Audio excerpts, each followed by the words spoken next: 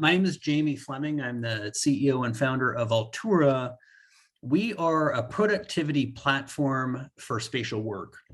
And I'll just quickly kind of ground you in what I'm talking about in terms of productivity platform for spatial work. Now, let me just see. Let me actually stop the share and try this again. Are you seeing share advanced portion of the screen? I think I'm on the wrong screen. Here we go. Better. Okay, awesome. So what we're focused on is the concept of the metaverse, and really making the metaverse something that's not a future state, something that that you could occupy, but making it real for business productivity today. We just focus on B2B solutions of a platform that allows customers to leverage the metaverse for everyday business processes. And I'll tell you just momentarily, how we think of the metaverse is really the kind of digital representation of the physical world and the ability to occupy this world and interact in it in a natural spatial manner. And so if you, for example, were a new employee of Cummins, and let's say because of COVID, you are working from home and you need to collect these certificates on different types of engines in order to be able to work on and service these engines. Well, how do you do that if you are working from home, as many people are? Well, with Altoura, what we allow the customer to do is use a 3D model or a representation of that engine and build workflows on top of it. So in this case, it's spatial step-by-step instruction that allows you to either train on this at the convenience of your home or making this model ubiquitous, either as a solitary experience or as a collaborative experience with colleagues. This could be, or mentors, going through and spatially interacting with that engine as if it was physically present. So the business value of leveraging the metaverse is tremendous because suddenly you're no longer tethered to a physical reality. We can now make objects or equipment or environments ubiquitous, and we can layer in spatial data or information onto those models, and we can show clear business value for our customers. So I want to just quickly tell you how Altoura works. We start with a 3D model. And what we know right now is that roughly 70% of enterprises out there that rely on their assets or environments already have a 3D model of that equipment or environment. And so there are a lot of people who are already understanding the value of creating a 3D model of equipment and environments. We take these models, we help a customer create them if they don't have them, and we push them into Altoura, into the cloud. In the cloud, what Altoura does is we allow customers to manage all of those assets, and we handle all of the enterprise kind of security and compliance issues and SSO and all of those sorts of things that you need in order to work with big enterprise customers. And then we give them a suite of no-code productivity tools so they can build these sophisticated workflows. Training is one of those workflows. Layout and collaborative visualization is another workflow where we have a lot of customers. And then we allow you to have meetings or do work on that 3D model on any device. So that can be a phone, it can be a tablet, it can be a headset, it can be a PC or a Mac computer, totally up to you. And we can show that we can drive business productivity. So I'm going to kind of skip past this, and I already mentioned that many people have already have 3D models of their assets. As a company, we work really closely with Microsoft. We're a mixed reality gold partner with Microsoft, which means that when a customer comes to Microsoft and describes a use case where they could leverage the metaverse that fits within a use case we support, Microsoft will pull us into the deal and we'll serve that customer together. So this isn't the only way that we drive customers, but this is a really nice, effective partnership that we have with Microsoft. And you can see here a smattering of our key customers, including Microsoft, which is actually one of our biggest customers. But we have real customers using the platform every day for these different productivity workflows. And we ended last year with roughly $1 million in annual recurring revenue, and we have roughly 1.4 million in bookings. We are tripling our revenue this year. Our goal in our roadmap is to again triple our revenue. So we tripled last year and we 10x the year before it, and we've got a really healthy pipeline of customers who are interested in leveraging Altoura for these productivity workflows. Just want to pop through a couple of quick KPIs. So, we help customers really understand where they can derive business value. And we have customers like a Kraft Heinz doing things that are very simple. Whoops, I'm going to go forward one more. Which is they just are looking at, for example, consumer packaged goods testing, where they're just loading a model into the platform and they're collaboratively interacting with that model. Super, super helpful for rapid kind of prototyping and engaging with customers and getting feedback on what would otherwise have to be a physical product. This is kind of the base layer of functionality that Altoura offers. If you go a level deeper and more sophisticated, we have customers like Thermo Fisher or Cummins or Ecolab or Wabtec that are using the software for spatial training. And so here you see their piece of equipment. This is their model that they've created. They've built these trainings, and you can collaboratively go in and learn how to operate this piece of equipment. And again, you can do this ubiquitously because we can place this information anywhere, and you can engage with any sort of device. And then the kind of last use case that we have is what we call layout or collaborative visualization. We do a lot of work with facilities, companies that manage a lot of facilities, like Microsoft has millions of square feet of offices, the same with JP Morgan Chase or Target or other customers who are using that same functionality of pushing that 3D model into the platform and having a spatial meeting on this asset that could cost hundreds of millions or billions of dollars. And they need a great tool to kind of occupy that environment long before a shovel ever hits the dirt.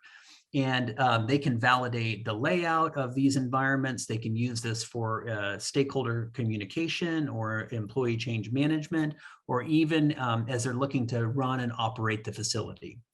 So let's see, just a couple more slides here in the minute or so that I have left. As I mentioned, we have a really strong relationship and pipeline with Microsoft. We've been able to grow that pipeline quite substantially over the last 3 years. And at the same time, we have been able to reduce our time to close a customer, dropping from 83 days to about 51 days. And at the same time, we track kind of our engagement of people on the platform. And we've seen really the pandemic drive adoption of companies really understanding they need new spatial tools to address this reality of most of the workforce continues to be some bit of hybrid or remote workforce, and they need spatial tools in order to keep employees productive. So I will stop there at 15 minutes and take questions. I've got a lot of slides that I can tie back to if you have specific questions. So maybe I'll just stop sharing at the moment, and I can share again if I have a helpful slide.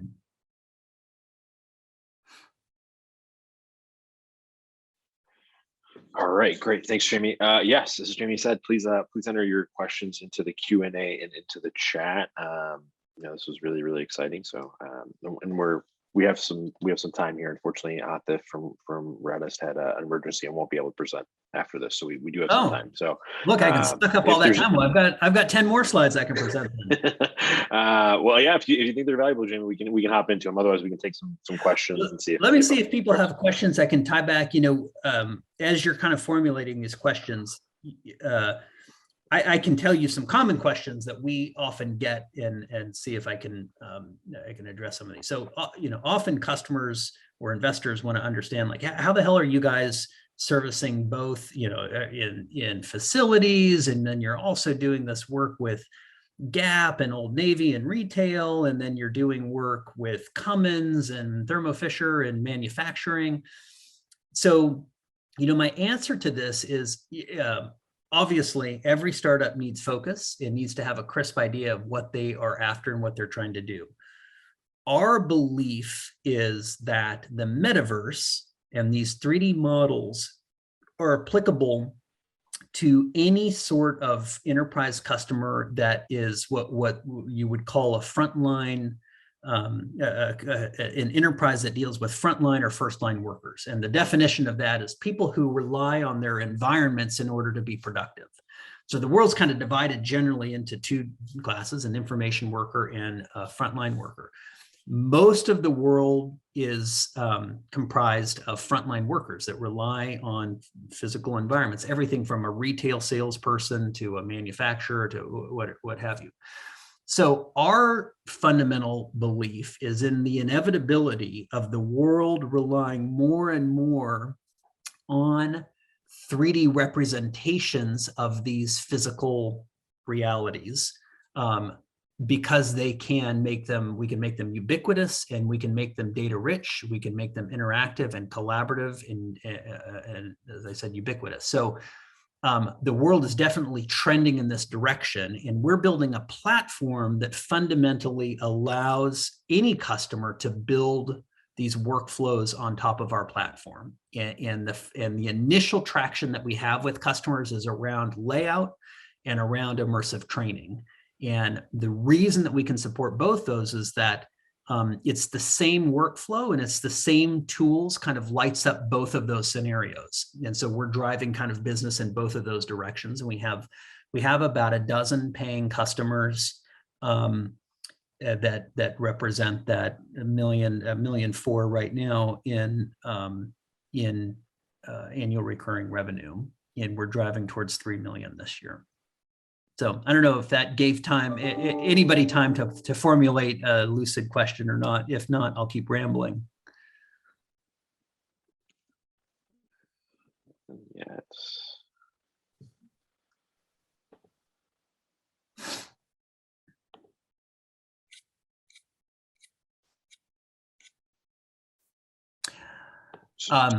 Okay, go ahead, Manan. No, I was going to say, I think that one question that does come up is, right, that this is very new technology for a lot of people, and especially the build space, right? So what's the overall investment in, like, just sort of the hardware and everything that they need to really start, right? Like, have you noticed that anyone that's already starting from square one, like, what does those progression points look like for them? Yeah, I'll give a broader answer just because we have a little, since we have a little time. So definitely many customers sense that there may be value in leveraging the metaverse for these workflows, but are kind of unsure how to get started. Like, hey, do we have 3D models of this equipment or these environments already? Do we need to scan these with LiDAR, or do we need to create these digital assets to start using? So that's kind of one piece of the puzzle that you've got to solve. Another piece is then, as you're saying, man, on the devices, like, well, these HoloLenses are $3,500 a piece, and I've got 20,000 employees. I can't afford to give everybody a HoloLens. So that's another piece. So I'll just kind of quickly address each one of those things. So on the 3D modeling side, we really have seen that, particularly in manufacturing, these people are already sitting on rich 3D models that they've created because they're manufacturing this stuff. And so the world has now transitioned kind of into this BIM or kind of 3D object state. But for like large facilities, we work with, for example, CDM Smith. They fly drones, and they're capturing with their drone, they're capturing a point cloud model of vast sites of like water treatment facilities, for example. And so we can take those facilities and push them into into Altoura, and then allow CDM Smith to meet with their customer and see the facility as in its current state and show them future configurations or what they're going to be building in the future. That's all.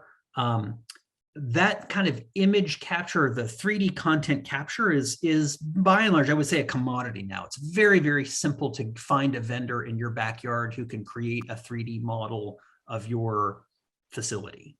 On the hardware side, we've made a really intentional choice to be device agnostic, because we know not everybody has a budget to splurge on $3,500 headsets.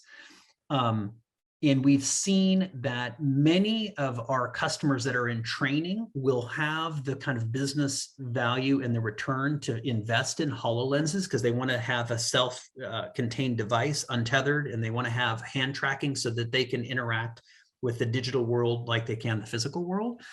But others are just as happy to be on their PC or computer and just moving spatially around inside these environments using their arrow keys or their WASD on their mouse.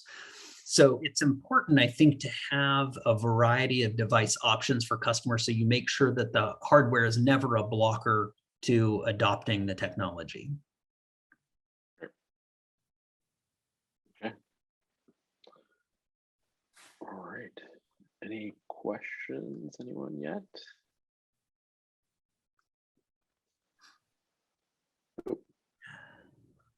Sure. So yeah, see this, Alex. Alex, great. So again, I'll give a slightly broader answer to your question. So my background is actually in architecture, and I ran a services company for a number of years where we were taking these 3D models and using them for visualization for, say, a building developer who's putting up a new development. They're looking for marketing assets to show people. What we've found with our software is that we have broader appeal to people who own and operate these facilities, because there's some investment in creating these, quote, digital twins, or I prefer to say a digital cousin, a representation of your project. And if a developer is then going to turn around and sell that project, then there's not there is less appealing to them to want to invest in a digital asset or digital representation of that. But for a customer like a Microsoft or others who own and maintain this portfolio, there's huge value for them to digitize that portfolio and be able to access it from anywhere in the world. And the kind of a breakthrough that we had last year for our product is, figuring out how we sell licenses, obviously, access to the software. And we found that when we charge customers based on square footage of their project, it aligns nicely with the way they budget for their projects. And they already have maintenance, money ear tagged on a price per square foot to maintain facilities. And so we fall within that same pattern of purchasing when we break down the project in terms of a cost per square foot. And so we charge a license fee based on that. And then we charge a one-time fee to help create that digital asset if they need help and push it into the cloud and build whatever workflow or assist them with whatever workflow they're trying to achieve. If you give me 30 more seconds, Mav, I'll say one more piece on that. So we're working with a couple of really big customers right now on the facility side. And the problem that they have described to us is that the folks that are maintaining, the boilers and all the mechanical equipment, they're kind of aging out. This workforce is retiring. It hasn't, the industry has struggled to attract kind of younger talent who want to go in and build a career out of this. And so they are looking for ways to both capture the information in these old timers' heads about how that you maintain these pieces of equipment. How do you spatially capture that for the next generation? And then how do you upskill cheaper workers and also give them technology so that they can continue to maintain these buildings? And so we're doing some really interesting work right now where we take that same digital asset of the building and we focus on the mechanical rooms, for example, and all of the equipment in there, and layer on training and really just kind of knowledge capture and codify that in the spatial model. So I think that's another really interesting direction that this industry is moving. All right, and we had another question come into the Q&A. Have you considered moving this technology into the education space? I think that there is opportunity in the education space for sure. We haven't focused on that as a sector yet. We've been approached a number of times by universities that are putting in grants and are looking for spatial tools to engage with students on kind of complex spatial concepts. For example, physics. There's some really interesting kind of three-dimensional concepts that are really hard to understand in physics that mixed reality really, or the metaverse can really kind of enlighten. We haven't found that to be a particularly lucrative area to pursue yet. So I wouldn't say no to it, but it's not something that we're currently doing. But I think it's, because we have a broader view as a platform, it's certainly something in the future that we want to support and offer tools for educators. Yeah.